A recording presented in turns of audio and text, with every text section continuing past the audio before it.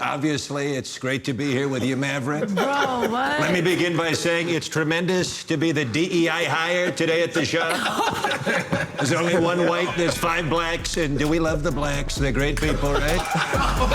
They are great people.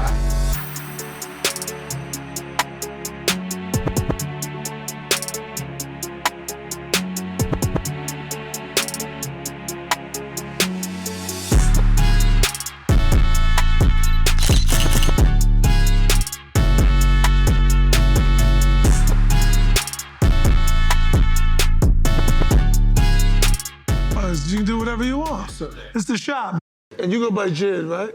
J.I.D. JID. See, I always, when you first came out... It's only 3 letters. It's just 3 letters. When you first came out, everybody, I was calling you J.I.D. But that's cool to say that? You know how, like, big used to be like big and B.I.G.? B.I.G.? The same.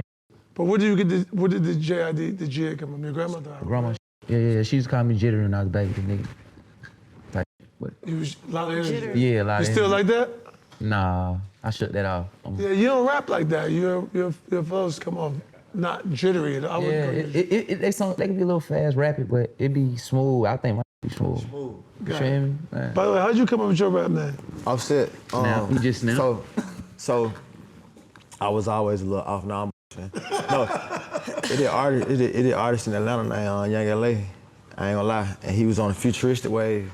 And he had named his mixtape Offset Shouter. And I had just ran with the name Offset. He ain't no mainstream or nothing, it's just like the core where I come from at home. Like, he know who he is. Like, shout out to him. That's where it really came from, though. And he knew this already. I think I said it before. Got it. And you just ran with it. And I ran with it, yeah. And you? Oh, my dad named me. You just kept, but I'm saying, you just like, yeah, that's my real name. I feel What like. made you choose your real name? I didn't choose it. My dad named me. But I'm saying as a real rap name. My dad, his name was Camouflage. Got it. And so he just named me Flau'jae. So. But you didn't want to pick a new rap name? Oh no, my name is unique. I feel like it's like Flau'jae, like that one-liner. Camouflage your daddy? Yes. But what we doing? Oh, you didn't know that? That's so hard. I ain't know that. Yeah. That's my part. George, okay. Yeah. What would your rap name be if you... Yeah, that's what I'm saying. What would your rap name? What would your rap name be? Matty Migos? Matty Migos. I don't know. My rap name, oh my God. M-Dog? M-Dog. Why do all white people think if they just take their person they should put then they- dog? yeah. It works. That's all, bro. That don't work. You think I'm white? What are you talking about? That don't work. Yeah, you're right, it doesn't. What could it be then? You tell me. I mean, your last name is Friend. I think you could play off that. That's hard. His last name is Friend not hard. Like, just Friend is friend. hard. Just Like friend. Hard. Yeah, you that's just put him in the game. You want to see Fred? Yeah. You want him in the game? Yeah. Oh, my bad. Oh my God, I don't care. Yeah, that'll be My good. bad, bro. My Yeah. bad. Friend, you gotta run with Friend. I think you can run. I like that. Have you ever wrote a rap? Have I learned to rap? Have you ever wrote a rap? Yeah. All He the got time. a song in his phone, I'm All the telling you. time. All the time. Crazy Rap by Afro, man. Let's go. Let's do it right now. I should. It's such because in stand-up, like, there's a freestyle element of, like, crowd work. Yeah, that's facts. But That's I have facts. so much respect for it. It's unbelievable what you guys can do. It's unbelievable what you do too. You freestyle out, you know.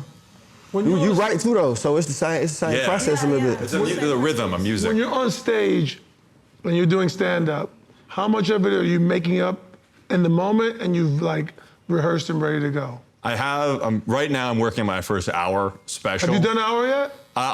On the road, I'm doing an hour, yeah. I haven't taped it yet, but Which is the hardest thing to do in stand-up, to get to your first so I hour. have that hour now, and then but every time I'm in a new city, I'll research the city, I'll do jokes about wherever I am, and then I'll do some crowd work and I'll riff on it.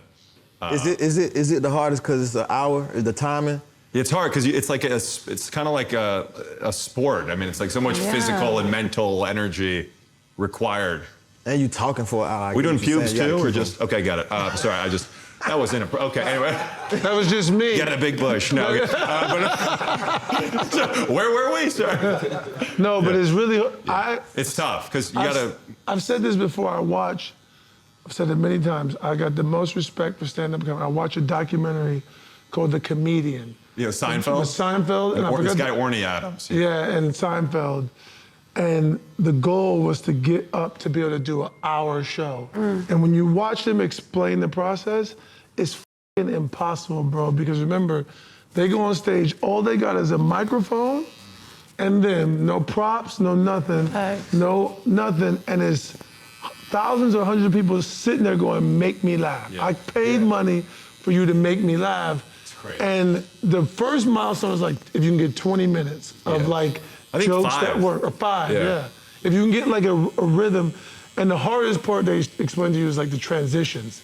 Like you tell one story or a joke, and how do you get to the next one? And then call back to the first story. Can call back to the first story, yes. Who your top 5 comedians? Bill Cosby. I'm kidding.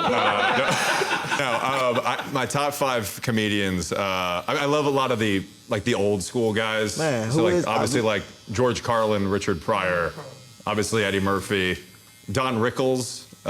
He was like an insult comedian. He would like brutally roast everybody in the crowd. Today, I mean, there's so many. Chris Rock. Mine, Bernie Mac, man. Obviously Chappelle. Seinfeld's Mac. a classic. John Mulaney. There's so many amazing ones. Let me ask this, as you guys as performers, all 4 of you, especially the longer you go in your career, probably on the earlier end, is there ever a gig that you're like, they ain't feeling this is not good? Do you speed through it? Do you lean into it? Like, you ever had a tough crowd that you're like, yeah, this ain't it? Everybody go through that, but like how you do it, like here, it like you talking about coming up throughout the whole process, you gonna go through that. But how you do it is like you don't show that. You gotta keep popping it. Ain't no like your energy don't go down, nothing, cause like you still gotta give it your all at the end of the day. Yeah, I think it's like just like creating that energy. Like, you the person that gotta get the crowd involved. It's really like, for me, when that happened, I try to do a lot of like call and response. You know what I'm saying? I try to just get the crowd engaged, do little stuff, and then you kind of just create the vibe. Like, if your music hard, they gonna bounce, like the beat hard. So it's more of an energy thing, I think. I agree. Now, on energy tip, I definitely like see just setting and curating. You know what I'm saying? Like, you got your DJ or however you set your stage up, your performance, and it all adds into it. But at the same time, you gotta have like supreme confidence in what you got going on. You know what I'm saying? That's what it is. Even if you know they ain't feeling it, if they feeling it, that's gonna add more into your whole, you know what I'm saying, ethos or whatever. And then you gonna have one person that mess with you in the crowd. All time. And you You just gotta gotta do get your that. best. Find that person? You gotta find them. You gotta find that Do you person. find them? Yeah, For sure. yeah. But at this facts. point, it's the whole crowd. If they at my show, it's the whole crowd. But it's like, if you at a festival, different scenarios, when it's like a bunch of different artists, you might not be the most popular. It's always somebody out there that's gonna know, and that's a beautiful thing about music for We real. had Jada on the show. Tell them what Jada said. We had Jada kiss one said time. you tell the DJ, just run the hits, let's get up out of here, just keep them going. I'm good at it. Yeah, he OG. doing it a long He been time, out for a long time, yes. But as a comedian, if it's crickets in there, you feel that, like, how do I'm you saying, deal with you ain't how does that, you ever had that, like, they just quiet, like, Yeah, I mean, early on, for sure, like when you're trying to get your footing on stage. But for me, I try to, like, I love guys like Robin Williams who would go out like a burst of energy. And from the second you get on stage, you create that environment. Because I'm also mindful of the audience. Like, these people are paying to see me. They get a babysitter, whatever it is, they drive to my show. So I want to really create so much energy in that hour. But as I work on material, for 100, some people, even if I do political material, they might not be happy with if I reference one person or that they like or don't like. You can't please everybody, but it's so subjective. And you got to find a way to bounce back. I wish I could just be like what DJ Khaled, another one. Like, it just like, that doesn't really work in comedy. You got to just pivot in some way, because humor is so subjective. do you insert any type of musical, like any type of, in a performance, or is it an hour you just on the mic, just standing there? I want to, yeah. I feel a collab happening right here in the shop. Come man. on, let's go. I'm down. Were you nervous to do your first hour?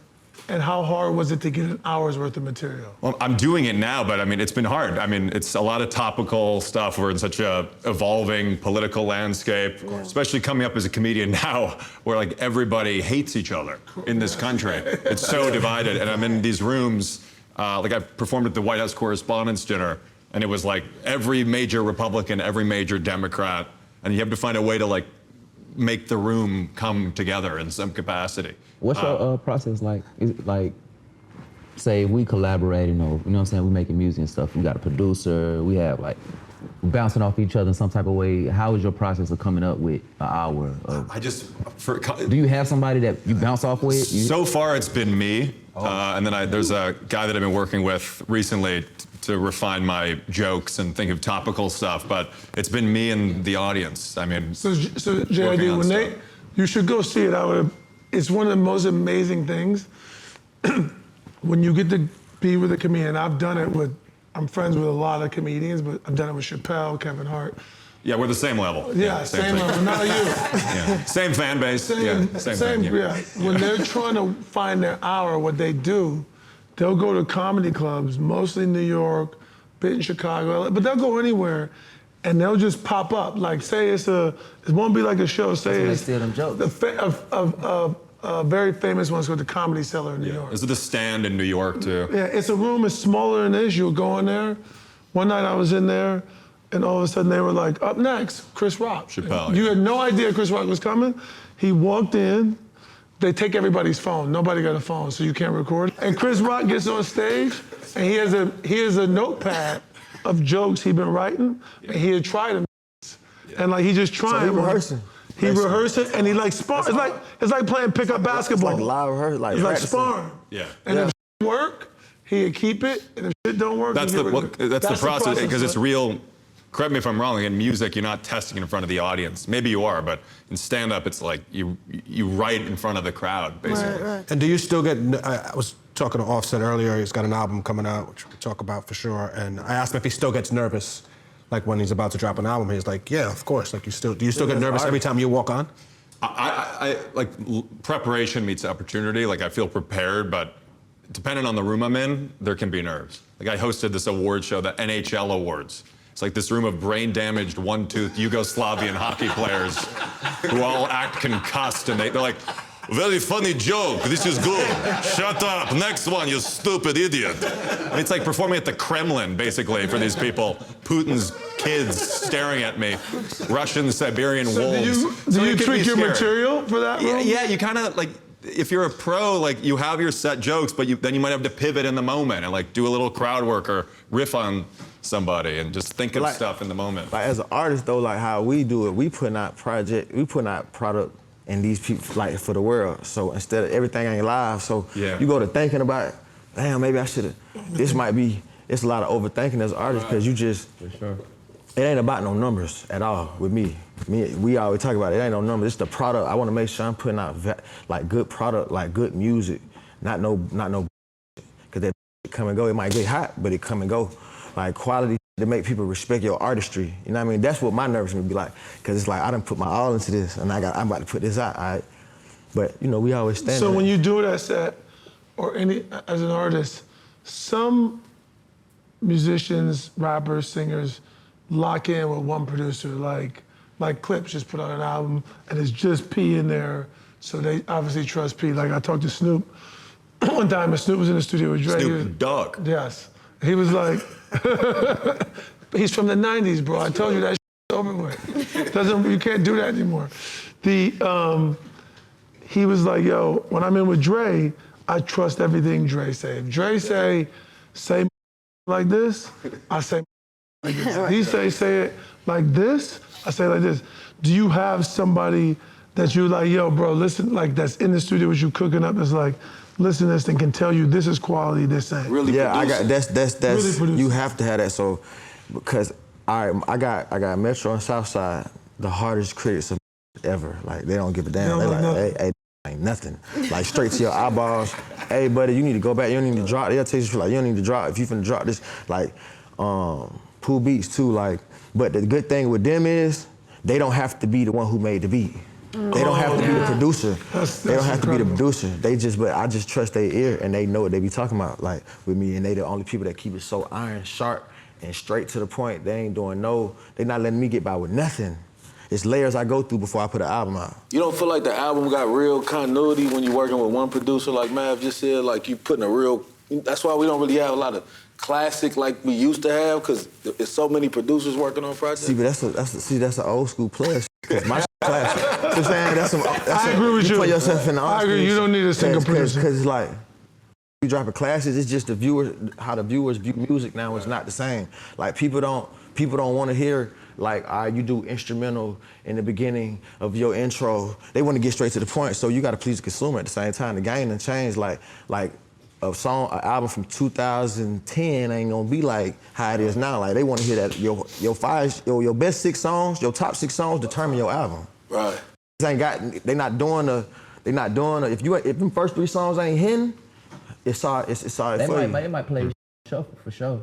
Like nowadays, they might just turn your album on. They might they going shuffle. I'm talking about when you first drop now. Yeah. What's a good time? First 6 songs determine what's happening with them people. What's a good time limit for? You gotta hit them right away. Good time limit? 2 minutes, 3 minutes? Nah, bro, there ain't no such thing. No, I don't think it's a thing. Because you can go, I know times is different and attention spans are shorter, but you can go like back to like Bohemian Rhapsody. You know what I'm saying? Queen, they dropped long, I don't know how long that song was. It could have been 6, 7 minutes. Right. One of my biggest songs from my last album was probably like 6 minutes.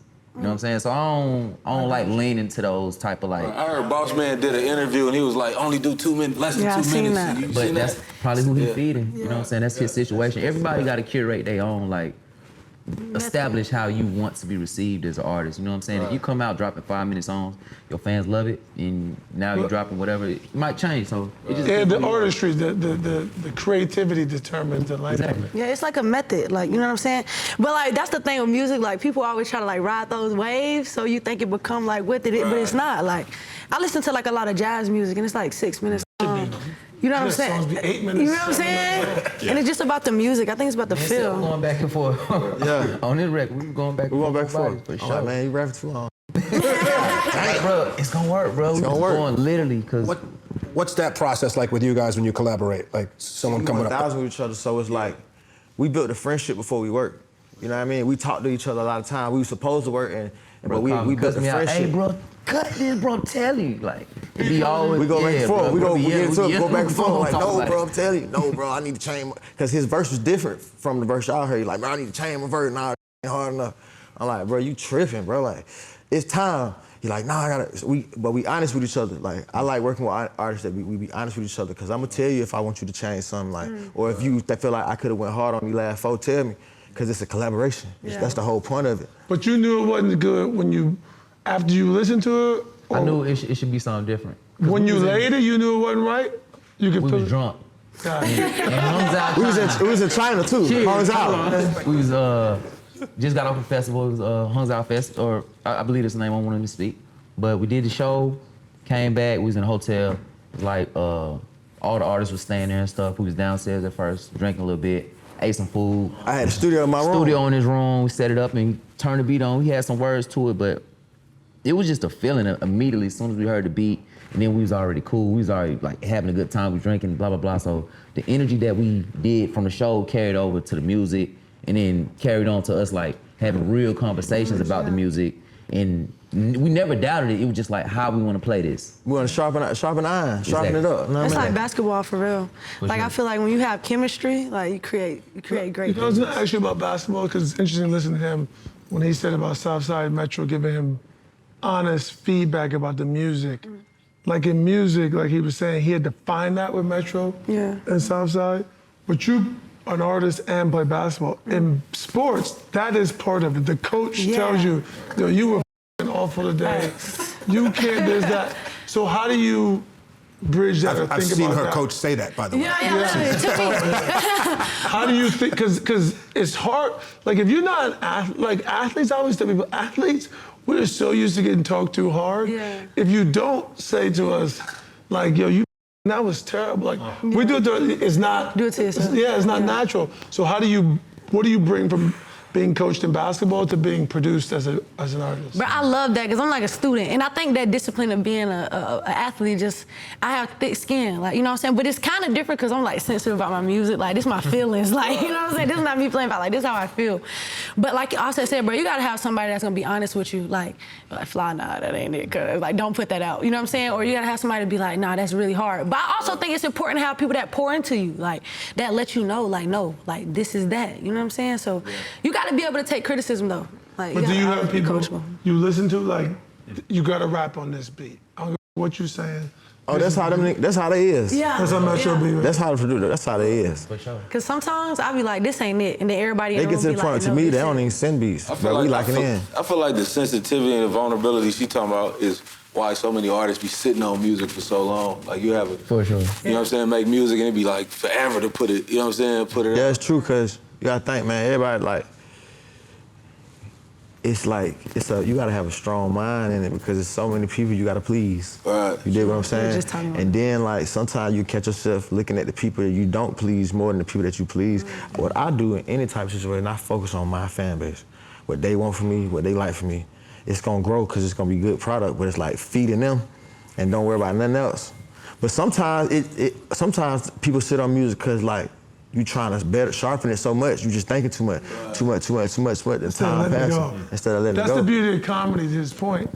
You can do it live. It would be like if y'all recorded that song and then you could play it live in front of the audience and see if they like it or not. Like, okay, because you don't, if you have a joke, do you put it into the show? Like, do you sit on it or you like, I'm putting this out to see what people feel?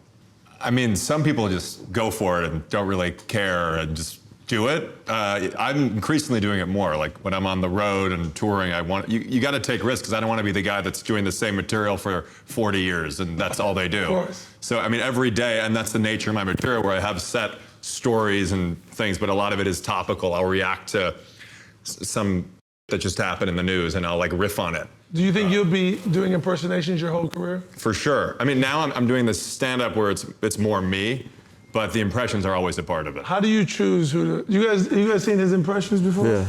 Okay, baby, let's get a polygraph. Let's see. Sometimes I look at who's popular. Like, obviously, it's great to be here with you, Maverick. Bro, what? Let me begin by saying it's tremendous to be the DEI hire today at the shop. There's only one white, there's 5 blacks, and do we love the blacks? They're great people, right? They are great people. Don't laugh yet, please. Migos is a great, I know Migos actually very well. He's a big friend of mine. I love Migos. I invented the name Migos. It's Greek, actually, but I don't know. So I look at, and then I switch. He's a great friend of mine. And then I switch, and then I get Obama, and we make everybody happy. So thank you. So you gotta, that's the politics. Yeah. Thank you so much. You guys are like, who the hell is this white guy? Come on now. I mean, this guy's got to do something. So, Migos is great. I mean, you're all great. This is great. I appreciate that. No, so I mean, I look at that, and then I look at who are famous actors and who's in the culture right now. That's what I look at. Got it. I just did that.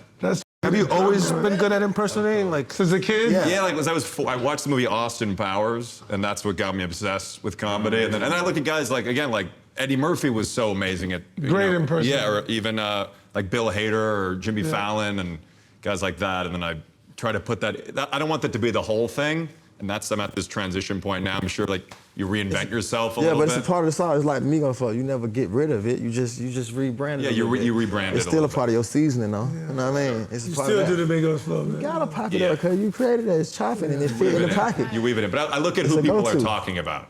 Yeah, that helps. And then I do obscure ones too that are really weird. But Like what? Give us an example. like Bill Gates, you know, like I'm sure you know him.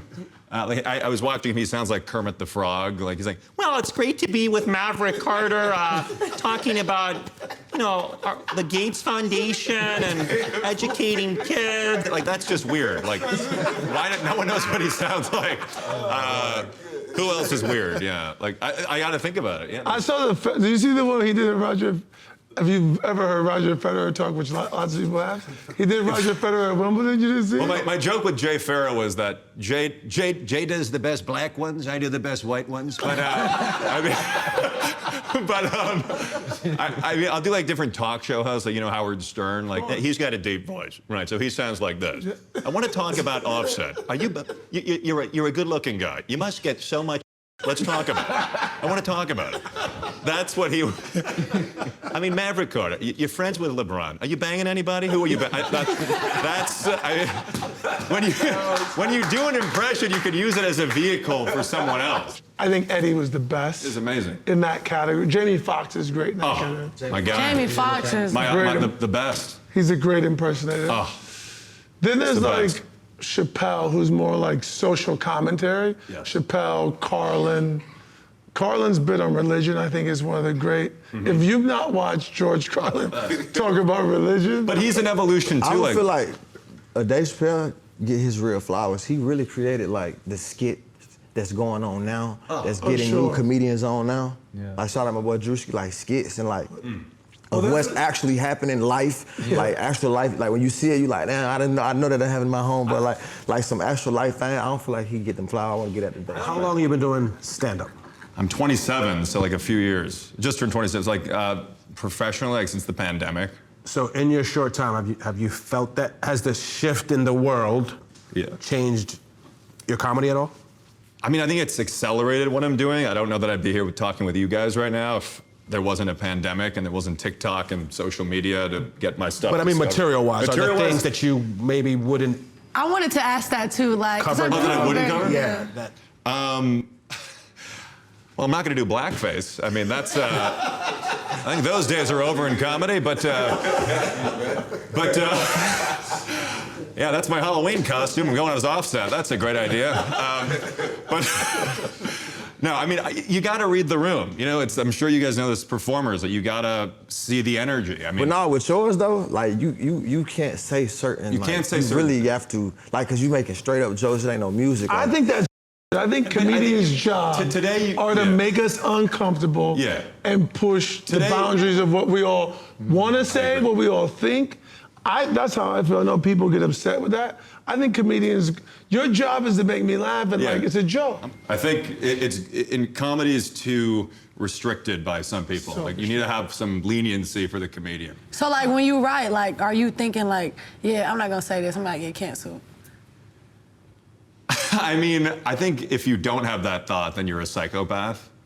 When you guys are when you're writing, do you think about, damn, am I gonna say something that's too far, that's not, or do you just say what you feel? Yeah, Because at the end of the day, like this is how I feel. Keep it balanced for real. I don't try and put no. I don't, cause it's no like disrespect to no type of people or no person like that. I feel like everybody gonna feel how I feel. You know what I'm saying? So it's like I don't ever have that thing where I'm like. I be on my black plight though, so somebody gonna be offended. I be on black plight.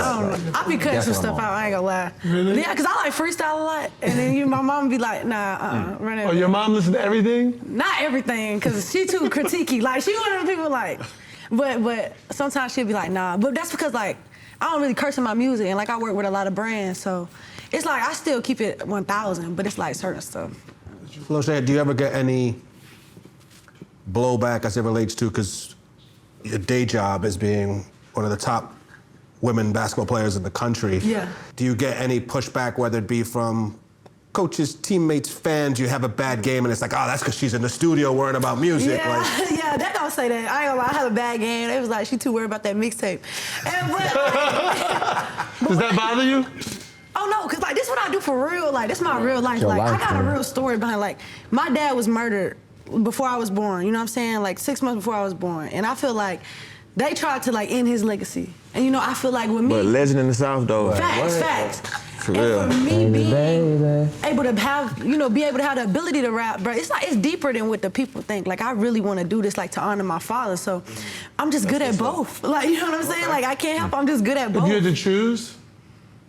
I can't choose, cause I want to be an icon. Like this is not no gimmick. Like this is, I want to do something that nobody has ever done. Nobody's ever won like a WNBA championship and won like a Grammy or charted on Billboard. Like I want to be that type of icon.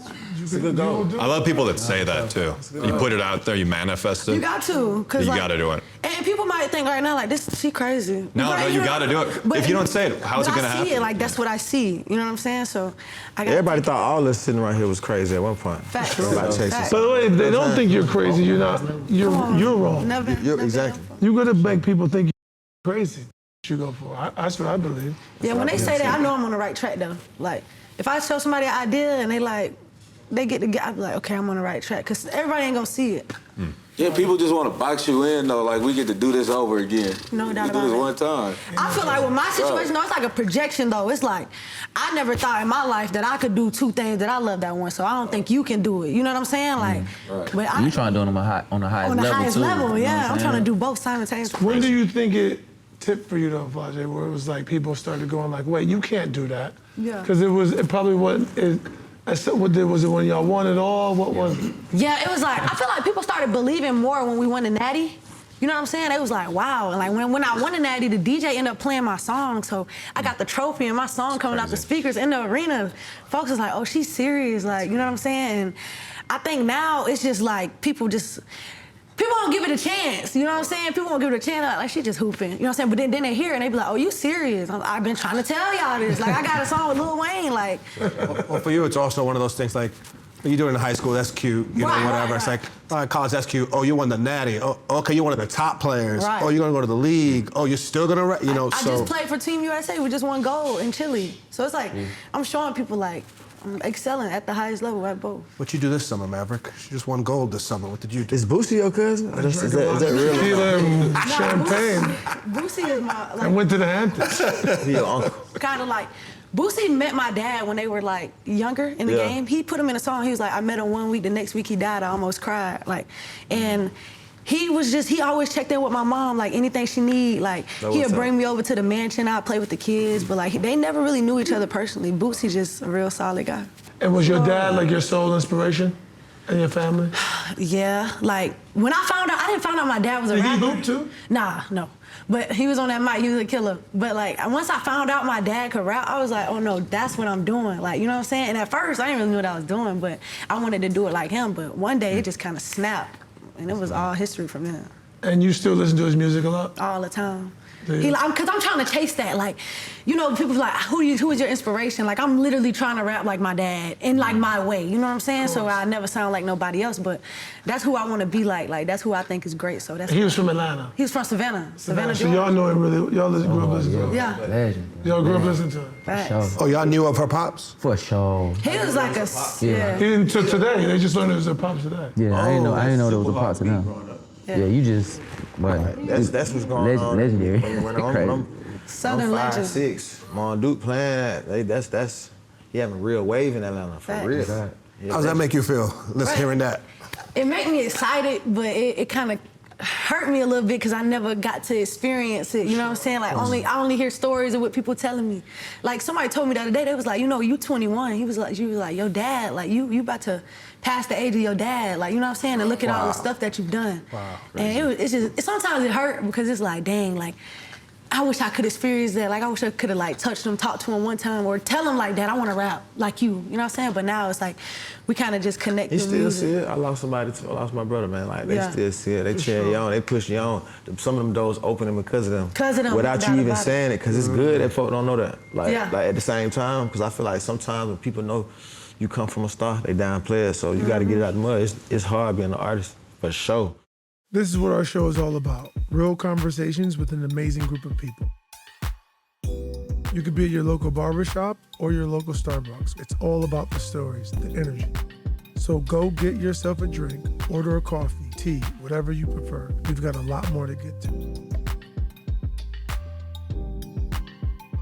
You've been a part of so many big records. Y'all got like a formula, a format, or do you know what I'm saying? Or you just catch inspiration and it just happen? Because there's so many artists trying to accomplish one. I don't think people realize how hard it is to do that. To have so many. You gotta stay. I feel like it's just like sport. You gotta stay in that gym, bro. Like, I feel like them folk that make them rockets, they stay consistent because they in the gym. Staying like, alive. no matter how long it take for albums to drop. Like, look at Playboy Cardi, 6 albums, years to drop. But when he drop, he shake the world. Like, it's like you gotta stay relevant. You gotta stay in the lab, bro. I feel like a lot of artists now. I feel like it's harder for the artists coming up now because how you have to come out is kind of like no core, like no like how I came out, bro. I was handing out my mixtape, CD, and then I blew up for like I'm a radio act. You know what I'm saying? Like I come from the being on the radio was like the dream, like hearing myself on the radio, like what? I'm on the radio? Yeah. Then I was incarcerated during that time. Like I had like, I thank God where I'm at in life, cause like I was in a bad situation, and it happened while I was in that situation. And it's like I went from doing a show for $500, splitting it 3 ways, to $1,000, splitting it 3 ways, $1,500, $2,500, like, and that's just spreading our wings. I'm talking about driving to Alabama, stuffed up in the truck. You know what I mean? All that stuff in one truck, getting down there doing the show.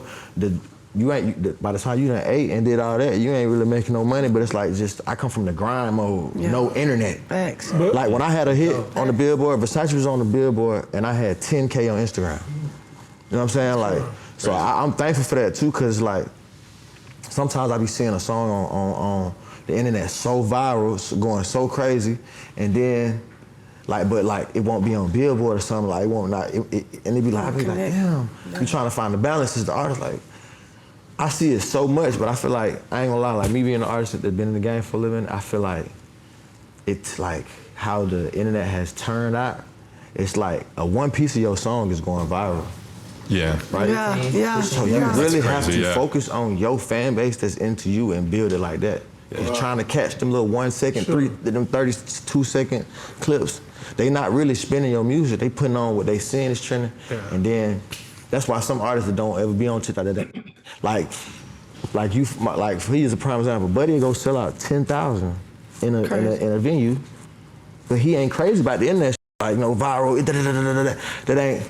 But has a core fan base. Right. You know what I'm saying? For sure. And the best part about that's the best that thing to same build. 10,000 that he'll sell today, they'll come see him.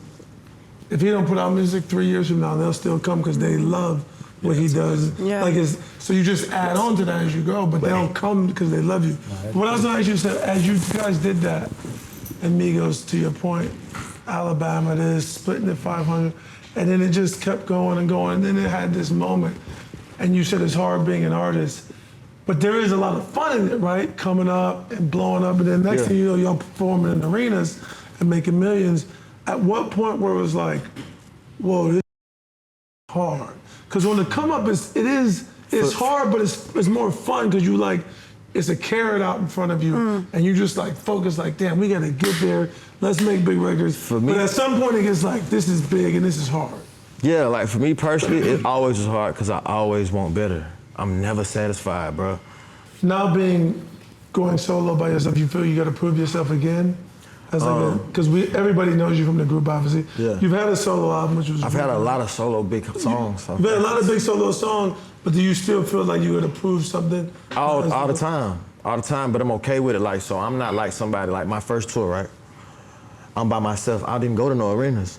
Cause I'd rather build and brand. Even if I could sell half of the arena, I went 5,000 just so I could see who my fans are, who I need to focus on. So it's interesting, right? Because as a new artist, you can do that and build. And to your earlier point, if you have 100 fans, you're cool. You just want 105 fans next time and all that, right? You've been at the highest level of success with the group. Do you listen to the chatter on social media when they're like, oh, he was doing arenas and now he's doing 5,000? You have a strategy and a vision for this thing. Right. Do you hear any of that noise? Nah, cause see, I don't even come from doing that, looking at like the online activity. I don't come from it. I see it, of course, but I don't dive into it because at the end of the day, I'm still making money. I'm still doing these festivals. When I drop my album, these folks buying it, it's still working out for me. And I feel like everybody gonna critique you, you know what I mean? You're gonna get critiqued, but I know what I'm doing.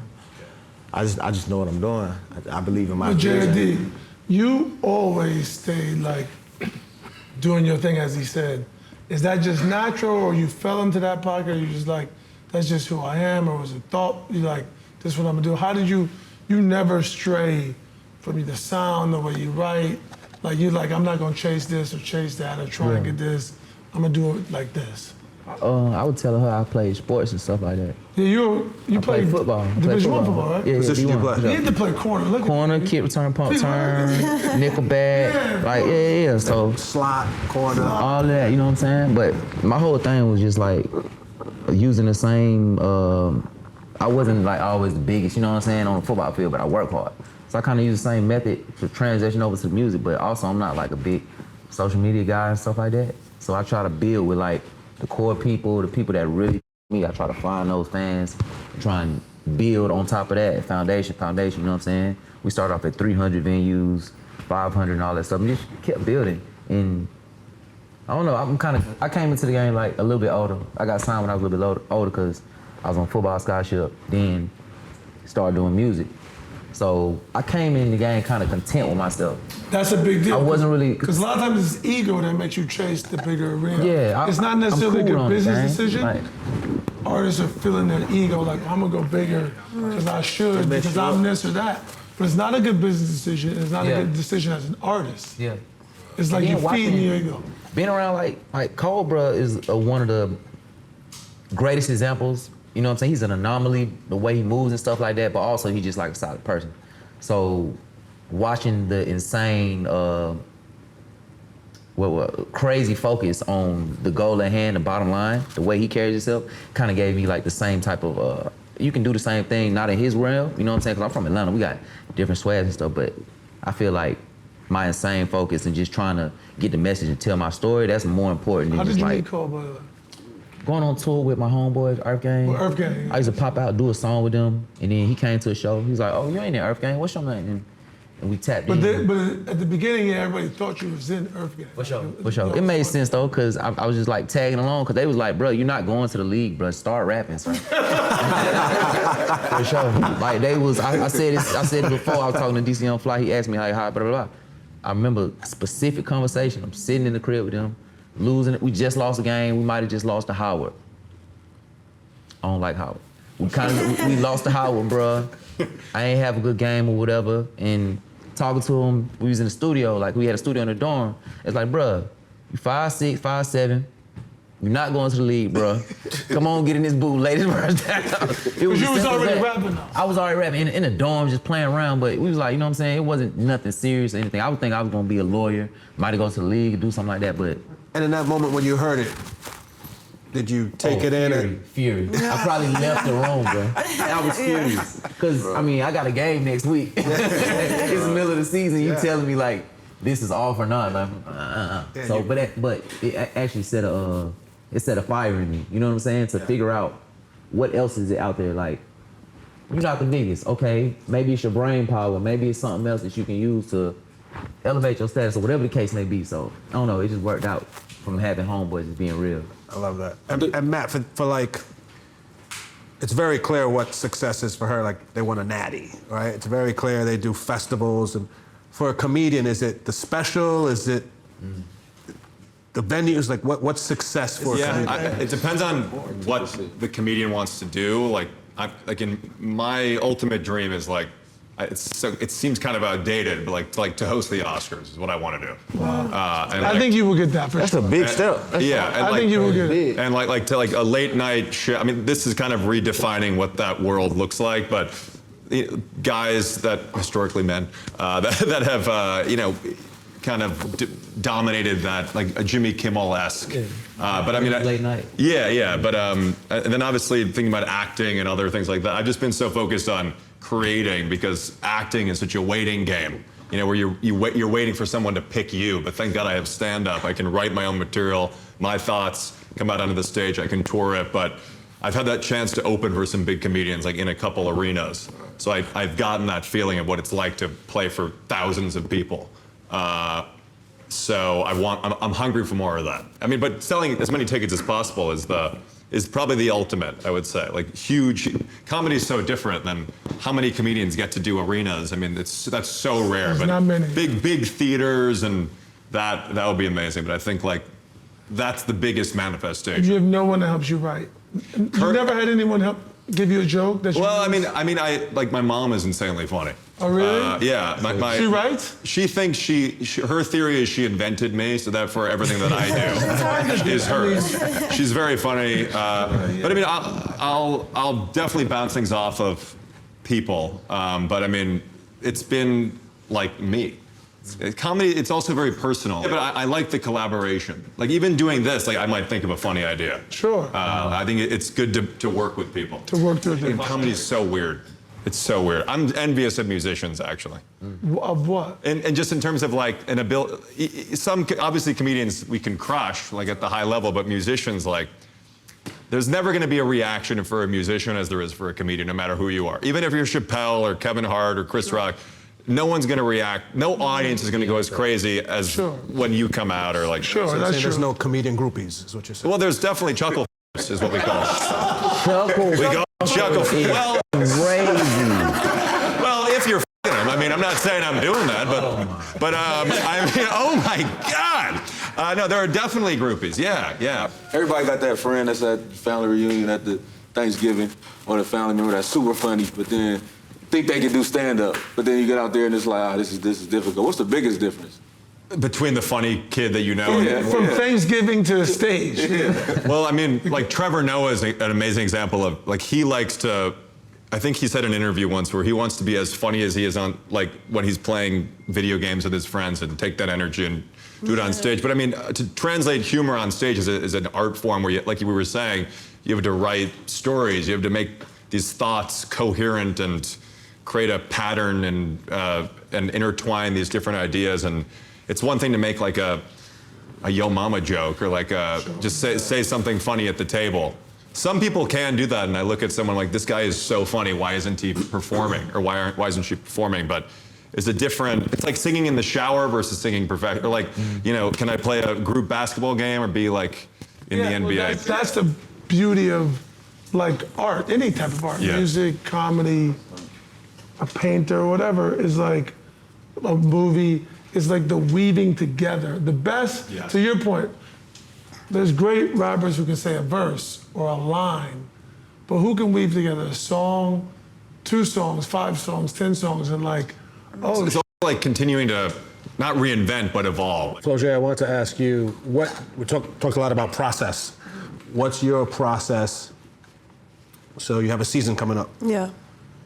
Do you say, okay, I'm gonna put the rap to the side during the season? Are you recording music during the season? Are you putting music out? Like, you also have a very outspoken coach that won't let you know if she's not happy about something. How do you just think of in season and your music? But honestly, just routine. Like, I think I kind of just mastered my routine. And I feel like for me, it's my mental of me doing this. Like, if I don't get like at least 2 workouts in a day, like I feel like I'm slipping. Like, you know what I'm saying? I feel like Flau, like you slipping, like, you know what I'm saying? But I feel like if I do my 2 workouts, right, I got the studio set up in my house, so I know how to record myself a little bit. So, and I do that every night, and I just kind of stay on that routine, because I feel like if I stay on this routine, right, and I have a good game, it's like, okay, I'm on my routine. If I have a bad game, it was like, I did everything, I checked off everything. So mentally, I'm okay with, like, you know what I'm saying, if I have a bad game or if I do this, because I know I'm putting in the work. So it's just about, like, staying on that routine, and it's a process of, like, mentally, like Offset said, like, you know, just seeing all the critics, you can't dive into that, because it's easy to go into a long social media wormhole about you know what I'm saying? So I kind of just like, I gotta stay deep in my process. Like, I got that from Kobe, like really just wanting to understand like the process and the why, and that's what keep you confident. Like when they say the work keep you confident, it's that routine of knowing that I put in my pain, so the results are the results regardless. Have you ever written a diss track for your coach, and can we listen to it? Nah, I'm smart. I give her shout outs and stuff like that. She love hearing it. She love when Lil Wayne shouted her out in the song we did. She was like, "This is cool. This is crazy." Like, she love it though. She support it. Like, She be having that stuff. she's in my whole video. Yeah, she be having some crazy fits. You know what I'm saying? She be having some crazy fits, but she really support it though. Like, my coach, she's just like, "Hey, you can go to the moon, long as you back, you know, on Earth. Practice at 1:30. Like, I'm cool with it. You know what I'm saying? Really? That's dope. Yeah. That's dope. When I came on my visit to LSU, she took me to the studio. Like, you know what I'm saying? She was like, "This where you gonna be recording at." She want me to be as great as I can be. Like, you know, so she didn't put no limit on me. And that's what I respect about Moki, because a lot of coaches are like, "This is my program, it's gonna run how I run. If you don't like it," you know what I'm saying? But she kept it all the way 1,000 from my freshman year to now I'm a senior, and, you know, things have prospered for me. And what made you stay? Because you could have left, right? Oh, you know, like, that NIL is like, it's better than WNBA pay. It's lovely. And you know, they still doing the CBA and they still bargaining and stuff like that. So it was just like, it don't make no sense for me to go right now. That's crazy they get NIL, because I played in college. Nothing, bro. Ramen noodle pack is like, no, literally. Food card to a cafeteria. Food card to the cab. Yeah, I went to HBCU, brother, so. Oh, yeah, he was in it. It's good? No. HBCU is way, it's different levels too. You know, Sure. yeah, so it was. I went to Howard. Division I basketball cafeteria. Said I went to Howard. You said what? I went to Howard. Yeah. Do you know that? Yeah. I did not. Yeah. I'm just saying, like, people With no socks. I made history. Yeah. It was amazing. What would y'all say? With no socks. No underwear either, actually. Yeah. What would y'all say to your kids if your kids came to you and said, "I want to rap"? I'm gonna say, Good question. He said no. You gonna say no? I'm not gonna say no. Cause at the end of the day, you can't shoot down. Like, I had mine shot down. Like it. That's why you here. Yeah, you know what I'm saying? So I had mine shot down So this ain't gonna, what about this and this and that, and doing this and going to school, and I wasn't hearing that, and I felt like it made me rebel against my parents. You feel me? Like, you don't see what I'm trying to do, I'm not doing that. That's, and with kids now, like, I just feel like my kids, it's an open book. Now, I ain't gonna let you get on no song talking like no gangster, though. Yeah. That's a different thing, because you're not no gangster, and it's not, and I'm gonna tell you the real, like, bro, ain't nobody believing that. Boy, but when you was 5, boy, we got pictures, your birthday was 30,000, and you're like, you know what I'm saying? But like my oldest son, Jordan, he's 15 years old, he come to me like, he wanted to rap at first, right? So I'm like, well, if you're gonna do it, you gotta take it serious, but he good in basketball. You know what I mean? He good in basketball, like for his school, and then he like switched it up to producing, but then he played me a beat. But this how he get me, he play a beat, and I'm like, he just playing it around me. I'm like, who made that beat? He's like, I did. And I'm like, he's like, you told me I could rap, but I don't think I was that good at it. So I found another way that I felt like was my pocket of it. And I'm like, and it made me feel good as a father, because I ain't shoot you down, and you ain't, if I would've shot you down, maybe you would've been trying to go hard at something you wasn't good at. You know what I'm saying? And so it got him onto, he wanna produce and he making beats, and I'm like, it ain't gonna be sweet. I'm not gonna get on none of your beats until you get other people on your beats. I'm not gonna be, I'd rather you gotta get out the mud though. Yeah. You gotta put in the work. You gotta network. You got online and all this now, so like, and he's a good kid. He not getting suspended. He got good grades. He plays sports, so it's like, it's no reason to shoot that down. Yeah, of course. And J.I.D., you said you would say no. That was just an initial little. But after he explained that so eloquently, how would I ever go against that? But no, it was just an initial what's name. But I wouldn't. I wouldn't initially shut down anything. You know, you gotta let the kids grow and be free. So you're not gonna jump on one beat. Just you're not gonna jump on. I just want him to like, cause like, it's so easy for me to do that for him. Man, help the boy. Tell the boy send me a beat, man. Once he do that, all right, cool. Yeah, but you feel like me, I don't want to give him that. Like in basketball, I'm not trying to give him the alley-oop, bro. Because it don't go that way. Is he fire though? He fire, I ain't gonna lie. Okay. He fire, I ain't gonna lie. So how hard was it for you to learn the business of music and realize that it is a business? Because first you was just trying to make songs. Over. What happened? Basically, like, when you coming up, you know what I'm saying? You're not focused on no business because this is a dream, you know what I mean? You a kid, you young, this is a dream, and then like all the amenities that come with this dream is so good in the beginning. And then with me, I have kids, and like, I started to wonder things. I was always thinking about masters. I be hearing masters and doing this, and why do they want to keep that so much? Like, why they care to keep that so much? And like, okay, so let me look into this. All right, publishing. But nobody would talk to you about it. I'm not using no writers. Nobody would talk to you about it. Not really, no. Because it happened fast. Also, like, my background, my big homie that brought me into it also really came from the streets. So it was like, it's not nothing I come from, like, my background, I can't say certain things because of reasons, but like my background, it's not certain things that our stuff came from the street on some like movie type of vibe. Like a movie, like we met Pee Wee Longway at a festival, Orange Crush in Georgia, and he connected us with him, and then we round Gucci, we finna sign to Gucci go to jail, we like, oh, the dream over with, and then we get with Coach P, and like, but our stuff came from like the streets, you know what I'm saying? Bro, I signed my contract for, I think, $15,000, bro. $15,000, I was happy as hell, like, boy, cause I know my talent finna make me the money, like, I had no car, I was sleeping in the studio. I get out of jail, I'm sleeping in the studio. I'm like, I signed for the money, but like, I didn't care about it. You got, it's girls, you getting a little famous, people know you when they see you, say that. So I went pants and nothing, no detail, I just stayed working, stay in the studio. Everybody ain't gonna be the hottest forever. I might be, or it might be 5. So it took you at that moment you was like, I gotta learn, bro. I'm grown as hell, I got kids, I wanna know where this money going for. If something happened to me right now, where's this money going? Yeah, of course. You know what I mean? Like, I think like that, like with the NIL, I get like so like worried about a lot of athletes because they coming out of high school and they coming out into some crazy money that they never had before. But Them kids, I'm talking about they buying every designer, brand new car, kitted, like diamonds, all of this. I'm like, y'all, like, this ain't gonna last. Like, you know Who what I'm taught saying? you? Who Oh, my helped you? mom. Your mom? My mom. She sit down and go over everything with you? Not really. Did she just do it for you or did she teach it to My you? mom, she my manager, she my agent, she all of that. But I got all curious about myself. I like Offset, like I'm wondering why are these basketball players making hundreds of millions and are broke? Like, there's no way, you know what I'm saying? So I was like, my coach always told me like a good player learn from their mistakes, but a great player, they learn from the mistakes of other people. And it's like, what are they doing with their money, you know what I'm saying, that when they're old, they don't have anything. And so I was just like, I always wanted to create something for my family. Like, I got little brothers. So when he was talking about not giving his son stuff, I understood that, because I want my brother to see, like, I work out like 2-3 times a day. Like, this is why I got gold medals, this is why I got trophies, this is why I got, you know what I'm saying? Like, and so, I don't know, it's just always been like, it's never been about me. Because, like, I never did any of this for money. Like, it was never about the money for me. So, I don't know, I think about it differently. Like, I'm trying to use these 4 years to set up my next 40 years. Like, you know what I'm saying? Because, like, you only gonna be hot for a little bit. Like, my dad always say, like, the cigarette butt, like, it's gonna go out. You know what I'm saying?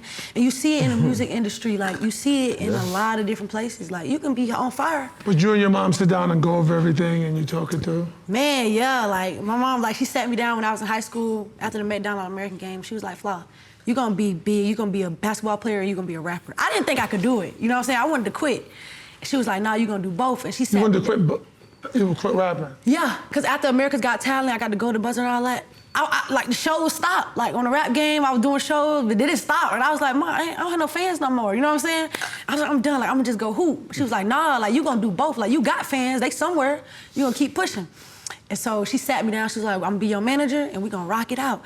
And just like Offset said, it took for us to get, man, folks took our money, we doing shows for no reason, we paying for the little DJ stuff that, they don't need, you know what I'm saying, just getting, but she learned the game on feet. Did you think she was crazy when she took, because at that point you're like, where are the fans? She's like, they're coming, we're gonna do this. You're gonna be big. Did you think she was crazy? I thought she was tripping. I was just like, oh yeah, I'm gonna just go to training, I'm gonna go to the studio sometimes and, you know, just let her think I'm rapping. But it got to a point where I was doing my workouts and every night I'm in the studio. Like, I'm in Street Execs every night. And, you know, it just became my routine. And then I came to the realization, like, I actually could do this. It's fire. How y'all feel about the idea of a direct-to-consumer? Like, you know, like they got the little platforms where you just put your music out. Lil Russell does it. Think that is cap. You think so? You're trying to become a At star. a certain level. It takes. Why do you think that, Offset? It's because the thing is, like, now it's not just about talent, brothers, and who can rap. It's like people love personality. Yeah. People want to see, like, access to who you are is so big because of social media that you have to give them access. I respect when people do it that way, but it comes to a point where you do need some help, bro, if you want to, like, level up. Right. Because it's a machine, it's a process to everything that we're doing. I may be off on the number, but it's close. 150 to 250,000 songs uploaded a day. That's crazy. That's sick. 150,000 to 250,000. Like every Friday. Every day. I think it's every day. We'll look it up at the show. It's insane to think about. That's what you Competing it's a against. sea of just. You guys remember your first show? Like, do you remember Yes. all of you guys? Yeah. Yes. What happened? What was that experience like? He sounded like he knew it very well. Me and Earth Gang were opening for Currency at University of Georgia. So it was a Currency show. We like, oh, we opening for him, so we can come on stage and smoke. Came out on stage, lit a blunt. Security tackled all three of, maybe one dude tackled all three of us. Well, Earth Gang ain't big guys either. No, bro, I'm talking about one big, could have been an old tackle. J.I., y'all got mics in your hands. We got mics in our hands. I walk out, I lit It's it. a tiny mic. We're in maybe the student center, wherever they perform, so boom, he take us down on stage. Oh my God. All of us. We kind of touched him a little bit, but then we move around and we never got a chance to perform. That was it. Not was one over. song. Not one song. We got paid And then do one song. because we came out on stage at University of Georgia and I remember smoked. two of my first, like, Then- two first shows. Currency comes on stage and smokes. Smoking like No issue. Smokes. Crack. Yeah. Whatever he wanted to smoke. It didn't even matter. He did it the whole set, and I was just like, oh, okay. Where nobody, get back in the lab. You remember your first show still? My first show, we drove to Atlanta, open mic. Now, DJ Knight, shout out DJ Knight, still out there. He was introducing us to the mixtape game, live mixtapes. How big's the crowd? Ballpark. So we thinking it's an open mic, it's gonna be nice. No, it's a 6-piece. There's probably 6 people out there. It's on the internet, bro. It's on the internet. Smooth 6 It's on the internet. Like they done found it somehow. 6 people. 6 people, guaranteed. I'm talking about empty space, sir. But look, them 6 people, they like, these hard. They out of here, they out of here. Then, okay, and this before we blow it, this was trying to come up on fresh out of high school. That's that show. Then, when I got out, and Versace was going on, my first show was at Clark, Atlanta. And I'll never forget, boy, I look out there, there's so many people, I'm like, oh my God. What the hell? What? Because it's in they theater system. I think it's probably like 12, 14,000 people, something like that. I'm doing all type of lame, dude. It's my first show, my movement up. I'm rapping. It was either Quay or Take, bro. I do one of these, hit glasses. Glasses do one of these. They had to fix them. After that show, so mad. Bro, you look lame as hell on stage, bro. Don't rusty with that chair. Man. You knocking that shit off, bro. You need to get right, bro. I was sitting there sweating like, damn, bro, my first one, bro. Oh, that was your first one when you got out? Yeah, when I got out, it was my first one, and it was a big one. So what was the biggest crowd before you went away? The biggest crowd before I went away probably been in Statesboro, Georgia, at a club, probably 300 people. Oh, that's the big difference. Then you come out to 12,000. Oh, I come out to 12,000. Right. The only reason you were at States, bro, you was at Georgia Southern one. For sure, Georgia Southern. Club, like this is the country, so this is 4 hours away from Atlanta. Yeah, that's crazy. So this country, this club probably the size of this with a stage right here with a couch at. Stage right here. Wow. Just from that to, like, bro, I found out, like, coming home, like, just finding out, like, damn, this is hard. It was a hard thing, because also. So Versace blew while you was away? Yeah, while I was away. Well, we don't want to talk too much about you being away, but yeah, I do want to bring up one thing of like, you're away and you got the #1 song. It's crazy. Yeah, that's like Is that you? Are you proud? Are you up? Are you? I didn't really know what was going on though, because the situation I was in, so I couldn't see it, and it was like I wasn't famous either. You know what I'm saying? So I'm just regular, just walking around. But then I started to see this going on, like, oh, for real. I just stayed in the studio, just stayed in the yo. I didn't even want to leave. I didn't care to do nothing else, just because I couldn't believe what was happening. You know what I'm saying? And I still do that now. Like I live in the studio. I gotta ask you something, bro. Yeah. Remember you did that falcon punch off the stage, twin? When was that post? That was you. That was after you got out. Yeah, that was after, but nobody knows the dude didn't. It was like you see that one person hating, like you were saying in the crowd. The whole show. Where was you at? I remember that. I know exactly what you're talking about. I was in Rochester. I think we was in Rochester, New York. You know what's crazy? Bobby Smurder had just opened Please for pull us. this up on If you go look show. at that video, most people Pull it don't up see. right now. Who opened up for you? Bobby Smurder and Rowdy Rebel. Most people don't know they right behind us when that happens. But also people don't know like it was a dude tripping in the crowd, like just kept throwing the middle finger up, and he had like a cup of water. And he like did one of those. No. That's why if you look at the video, I'm rapping and I stop. You locked in on it. Because you got water on you. Yeah, he didn't hit me with the water. Wow. And when I look down, he's like, yeah. and I don't know. You lost it. I lost it. What did he Please, do? no, y'all have to pull it up for the show. It's the greatest falcon punch in the world, bro. I wish can I explain it, bro? Can I stand up on the couch? Yeah. Twin. It's the crowd down here. Twin saw, bro. I can't even reincarnate it, bro. He dove into the crowd. He jumped into the crowd. I don't know if he can. I want to do that so many times. Bro, I call that Grabbed falcon you. punch. Who grabbed you? And we You don't know what happened everything after just you hit the went- ground, bro. I don't know. everything If you got everybody me, just I jumped ain't- down. Everybody just jumped down. But he had been up all night. Whole night he was tripping all night. Matt, your first show. My first show was in a classroom at Second City, which is like a legendary improv and sketch place. So it was literally in a classroom. in Chicago. I didn't know you went through Second City. I did a couple classes, and then my first real stand-up show though was at a little club called Greenwich Village Comedy Club, right next to the Comedy Cellar in New York. Oh, wow. It's probably like 1 in the morning. There were probably 4 drunk people there. Were you good? Did you I was good. They was laughing? I was, yeah, they were laughing. I mean, I would do like. See, that's how mine was. Man. I would go like, I would do voices. I didn't have jokes. So I'd be like, oh, hello, it's Stewie Griffin. Great to be with all of you people. Hey guys, it's Roger the Alien. Great to see you. I would just do different, and then I would get a laugh, and then I realized that you need to actually write. And then it evolves. Like when you write, you have stories, and you have audiences get to know you. Yeah, that's the thing I think a lot of rappers f up, is they don't realize, even if you got big songs, you gotta make it a show. Like weave in stories. Bro, there's been times I put so much production into the show that I don't make $1.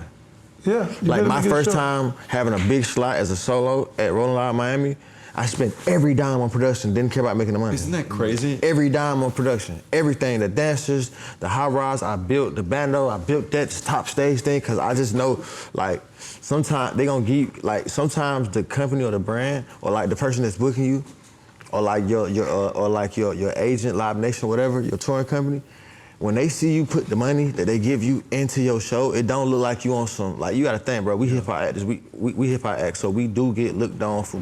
Look, they trying down like do like, well, I gave you $20 million, you come out and you got a screen and your DJ right there. Yeah. Why would somebody come again? That's how your business partner is looking like. I gave you all this money. No, I'm gonna summarize it for you. You won't invest in yourself, so why should we invest in you? Like, exactly. You invest in your show. Exactly. But to your point, the people with core fans, like Tyler, who's my homie, you go to his show, it's a show. He services his fans so and it's well. What his fans It's because of him though too. Like he has to create that. Obviously, there's all the lights and everything, but it has to be him. It's him, yeah, for sure. Yeah. You gotta put it into it, and you gotta give something of yourself. I want to make sure, Flo, your first show. Oh, well, my first show was at a club. I was young too. Yeah. I was like 8 or 9. My mom, she threw these. Wait. You were 8? What? In a club. I forgot the club in Savannah. 8 club. But let me tell you, don't mix. It was on me. I wanted to do it in the club. No, yeah, I went there too. That's crazy. But no, so my mom throws my dad like a party every year just in celebration of his birthday. And once I found out he was a rapper, I was like, Mom, let me perform. Like, she's like, you don't even rap. Who wrote the music? My uncle. Yeah, my uncle Dominique, he wrote all my stuff. I had a little EP and everything. Dad's brother or mom's brother? My mom's brother. Gotcha. And so I'm practicing, I'm literally doing rehearsals and everything. And my mom like, bro, you're not doing this show. Like, but my uncle convinced her, he's like, let her do it. Man, I did it, I rocked it. I was asleep in the back before the show. Like, I was so tired. literally, I was asleep in the back. And mom like, you ready to perform? I got up, ripped it, and it's just all my family in the crowd. So they like, yeah, hey, it was up, yeah. And that was my start, like. Do you have it on video? Yeah, my mama, like, I was gonna say, she posted it on YouTube, and after that, like, all the little kids in the city was like, oh my God, and I was getting booked for birthday parties after that. That's how I started. That's fine. That's legendary. Still super confidence in you. Yeah, no, it did. Like, I thought I was lit, cause like all my family was in there. They was turned. It's the first healthy story of a kid at a party I've heard in a long time. At the club, though. Sure, yeah, whatever. So this is the moment of the show. The fans got a question. We gotta ask a question. Along your journey, what's that one moment of truth you never said out loud, but it's the reason you hear? My grandmother, I don't think I ever said that, but my grandmother, when I first started rapping, she was 1,000% into it. Like, really? 1,000%. Granny? Granny. And during the time she was sick from cancer, she passed away before I could get on too. I'm sorry to hear so that. it was like that kind of bothered me still to this day, cause she never got to see what she believed in. Like, you know, we started rapping with 8th grade, you know what I mean? So mom duped them like, you playing sports, you rapping, what the hell? Rapping. Man, you gotta go to school, boy. My grandma was like, you can do anything you doing since you was kids. The kid, you always had the attention. I don't care if we was at the, when you came in town, all your cousins run to you. When you go to the mall, all your friends from the school know you. You just always, you was gonna be a star. She used to tell me I was gonna be a star when I was 8, 9. Like, wow. You gonna be a star. I don't know what you gonna do, but you gonna be a star in this. So when I was getting in a lot of trouble at one point, and I was rapping, and you know, when it don't balance out, you know, in high school, you start feeling yourself, not like criminal trouble, like just school, getting written up, that. And my grandma was like, look, just complete school and stay rapping. If you believe you can do it, you gonna do it. for sure you're gonna do it. And then as soon as she passed, maybe like 6 months, we got our first radio spin on the thing. And it was like, and that always like she talks to me in my sleep. Like I have a dream with my grandma, like, boy, you doing the wrong, tighten up. You moving wrong, or you need to focus on what you need to focus on you. Or, like, it always happened when something going on in my life, she always come tap me on the shoulder like, hey, in her sleep, but it's crazy, and I ain't never told nobody that. I don't even think I tell my mama that. Wow, that's dope. That's crazy. I have like a similar, like, that's crazy that you said that, like, I never met my father, but like one time he came to me in a dream and it was like clear as day, like, you know what I'm saying? Like, it was clear. And he was just like, Flau, you gotta lock in, like, you know what I'm saying? Like you gotta lock in, cause like, I don't know what I was doing. I was in a bad spot in my life, like, you know what I'm saying? But I don't know, bro. I thought it was like, I never said it because I thought people would think I was crazy, but the fact that you said it, I was like he really like came to me in a dream. And then I was like, and I seen it and I heard him, you know what I'm saying? Just because I listened to his music so much, but it was clear as day, and it was one of them shockers, like this gotta be God, like, you know what I'm saying? This gotta be my guardian angel, like. And then it's just like, it'd be more like little tidbits throughout what's going on, like, it'd be like, okay, yeah. Like little reminders, little like, tap on the shoulder. Little gems that drop on the I'm gonna shoulder. give you this one, I'm gonna give you this one, just maybe like, okay, I'm doing the right thing. So that was it for kind of me. I really like, just coming from a sports background, like first off, I used to be a football coach. When I got kicked out of school, I used to be a football coach for like little 12-year-olds or whatever. So I always like had an infinity like for like Snoop and how he did the part in Dion too, just how they ran parks and played, set up for kids to play football, whatever. I always wanted to do something like that as far as like coach my son, coach my kid, and just be a part of that trajectory, because I'm just like I'm a sports heart, you know what I'm saying? But I don't know, maybe that's the thing, I don't know. Yeah, do you attack rapping and music like an athlete then? It's a different mindset. For sure. It's definitely like a hard work over talent. You know what I'm saying? Hard work beats talent. Harvey Weinstein got me to where I am today. No, I'm sorry. I'm so sorry. That's not a.